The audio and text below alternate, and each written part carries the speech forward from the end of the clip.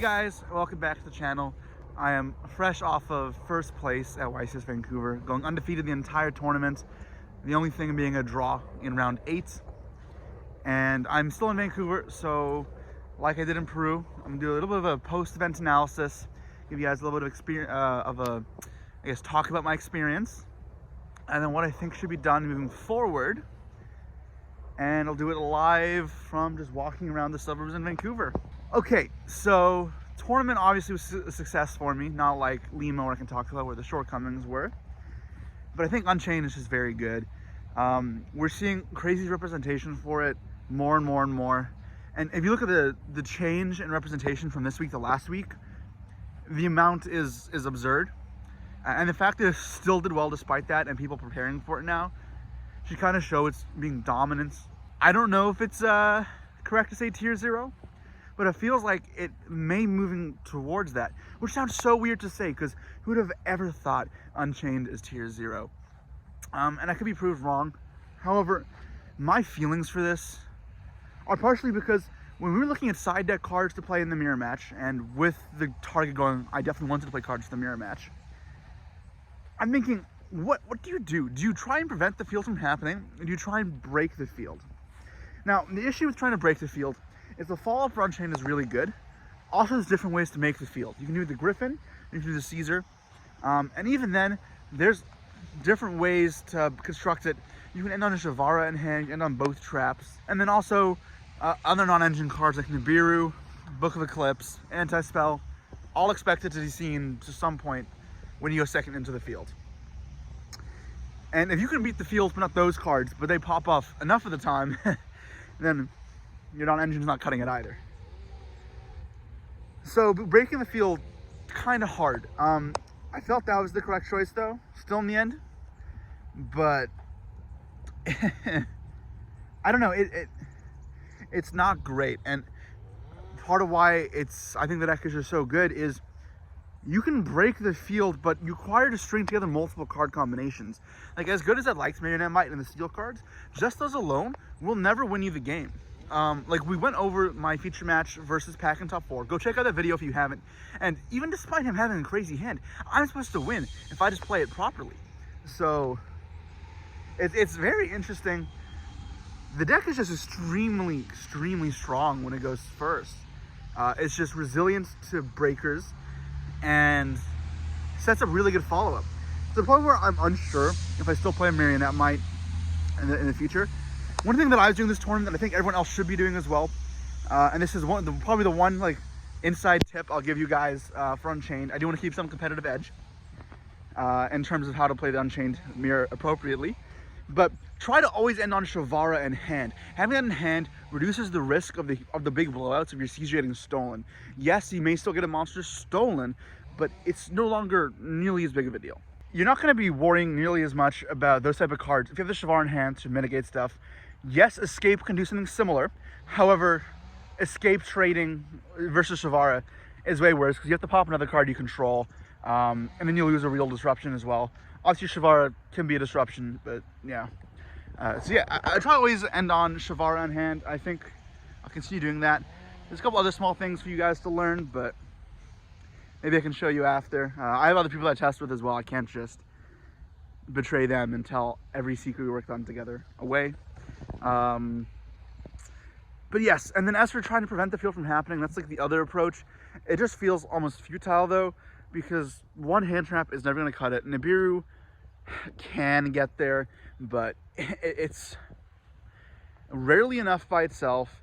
And if they just have an extra extender, it feels like it accomplishes almost nothing besides banishing the Yamba and the Grave, which is fine, but really you're just using DD Crow against them. And DD Crow like is another card that is just okay. It's never going to be a card that wins by themselves. So it becomes this thing where you have to string together multiple card combos to beat it. And for that to like happen in game, you're going to commit a lot of non-engine spots to dealing with Unchained. And if we start actually seeing that happen, it is arguable if it's like close to a tier 0 deck. What's also important to note though is if that happens, that does open up some room in the meta for other decks. Decks that are good against either the board breakers or the hand traps that end up getting used against Unchained, we'll start to see resurgence in play because of the lack of counters. One that I like to keep my eye on specifically is Pearly. I think that deck is strong. It's good at going first and second. Obviously, it's destroying great fields and very easy to kill going second with. Very easy to like set up very good boards going second as well. It's similar to Unchained in that regard. I'm gonna walk away from this wood chipper, I guess. But part of the reason I don't like Purely is it seems very heavily targeted or gets caught in the crossfire. A lot of the non-engine people are playing for cash. All the books and people playing XC's Encore now too for the 2 decks. Forbidden Lands, even cash plays. All those cards make it incredibly concerning if you're a Purely duelist. And that's like my biggest reservation. Oh, and D-Barrier, obviously. Those all make me scared to play Purely. But if we see a trend where that stops happening, Purely could be really good again. I think Purely as an engine is very strong. I just don't like how flimsy it feels in specific cards. Yeah, and I think that holds it back from being like the best deck. Whereas Unchained, I think is incredibly good and has the resiliency to pretty much everything that I think it's good. Oh, and people tell me Jewess Worm is really good. I play Jewess Worm and it's fine, don't get me wrong. However, it is very easy to like do a slightly worse combo, but making sure you summon Caesar before putting Light of Dark in the grave. And if you do that, nice Bestial. I did that like a couple times. I'm not sure if my opponent ever had the Bestial, but I don't know, man. Like, I play Jewess Worm, so I mean, obviously if the card resolves, it's great, but if that happens, the Caesar gets there, and you don't have a way to force the Caesar, you're just sitting there with a dead card in your hand. And again, you need to string together several card combos to get there. So, yeah. Anyways, talking about non-Unchained stuff, I played against 0 cash this tournament, which was interesting. I was obviously still prepared for it, but no cash, there's a drop-off. This may mean we swap our non-engine a bit. I still think Eclipse is really good, but maybe you don't need to play Darius anymore because that's like mostly for shifter. Maybe you don't decide Daruma. I'm not sure the next steps forward are, but maybe you just don't plan as much for cash in mind, which again may open the door to cash. But there's things to be careful of. One thing as well is if this deck is really popular, I expect to use non-graveyard based decks to use Gravekeeper Inscription. I'm not really sure what the counterplay is to that. The counterplay is like Duster plus Contract to like make a Zeus. That's why I main Duster. Was specifically when I got Dweller, you just like search Duster or Prosperity, try a Contract, and like that's kind of what you go for. Yeah, no cash was surprising. I've had no Chimera either. I think that's the deck that may pop up more. That and Flu, your interactions aren't great into them.